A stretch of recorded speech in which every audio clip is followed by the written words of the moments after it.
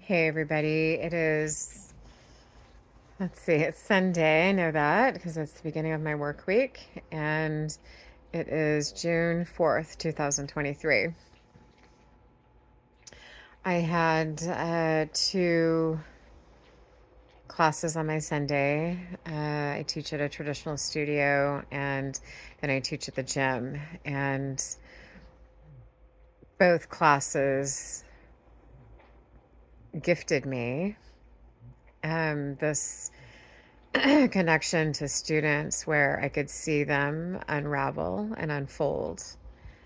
And I don't take credit for that. They do the work. I do the work to help guide them to the door, but they have to reach for the door handle and open it and step into vulnerability. I had somebody recently tell me that if I was still preparing hours for my classes, that I must not be a good enough teacher or something to that effect. But insinuating that if I have to prep for my classes, I must not know what I'm doing.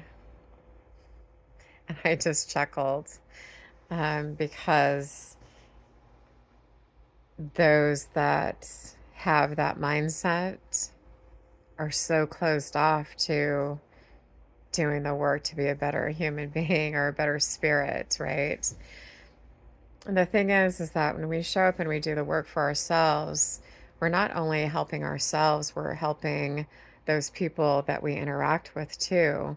And then those people help the people that they interact with, and it like snowballs into this um, beautiful opening of a community of, just treating people with more kindness and compassion and understanding. And um, I have a student that this afternoon told me that she's been very mindful of her pace and her rhythm off of the mat, and that she is somebody that normally has to have every minute of every day filled. And that it's been uncomfortable for her to just sit and like enjoy a glass of iced tea, or to enjoy, taking her time at the grocery store, to like not be on the heels of somebody like taking their time to like get their milk or whatever they're trying to get. And that is all yoga, and that all comes from the Dharma, the message, the preparation that teachers do to deliver to their communities. It's not that we are these godlike people that are up on pedestals. We don't hold ourselves there. We just study the world and the rhythm of the world and the rhythm of ourselves in it, and try to find a way so that we can present these ideas that it's not a race. Life is not a race. And if you think it is, you're going to go quicker than many others because your body's going to shut down sooner. So I had a student at the gym that came up to me after at the end that was just in tears because she unraveled something within her on her mat. And she's a newer student to the gym. I've only seen her in maybe a handful of classes, if that. And she said, the last song that you played was very um, impactful to her. It resonated with her, something in her life. She's heard that song and it was memorable. And it just allowed her the vehicle to unleash things that she had been holding in. I'm not God. I'm not a saint. I'm just somebody that is working to better myself as a spirit roaming on this earth, and being authentic and vulnerable enough to share it with others so that they can find that within them too. I'm just leading them to the door to like put their handle on it, to put their hand on the handle. How about that? And open it up and step in. My students, I hope, know. I tried to articulate it today, and I don't think it came out in the way that I really wanted it to, but I am so fucking grateful for my students. I am so grateful for the ones that have stepped into the doorway. That makes more sense. They've stepped into the doorway, and they're letting not only themselves see how protected they've kept their hearts, but other people in the room get to experience that same unleashing, and that safe space is then a safe space for all.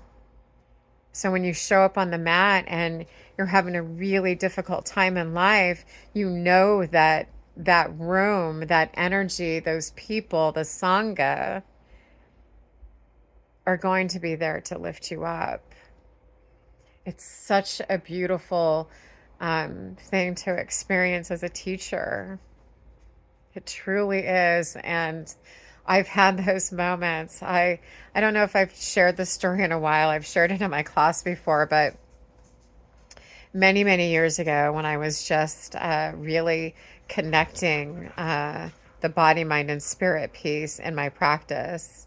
I was still a new yogi, and I was moving through something that was really painful. I don't remember what it was, but what I can remember is that I was in a forward fold. We were cooling everything down, and I just was sobbing my eyes out. And my teacher came behind me and she put her hand on my back. And as she walked by me, she may have dropped a tissue off. I can't remember. But all I know is that when I lifted myself up, I had a huge snail snot trail from my nose, like down to the floor. I was that emotional. I was that free. I was that willing to let it go in that space because I trusted that no matter who saw me, it was in that moment that it just needed to be released. Yoga it changes people's lives in that way because we live in a world that says, hold it in, brush it underneath the rug, don't look at it.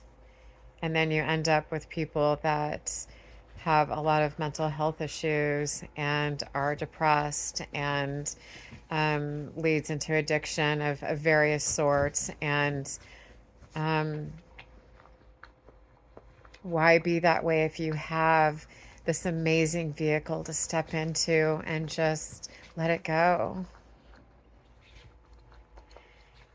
It's reminding me that I need to get on my mat underneath a teacher so that I can let my own crap go, because you do need that guidance. I do need the wisdom of those that have come before me to say, now, Michelle, now is the time. Today is the day. Just, you know, crack your heart open and let it out.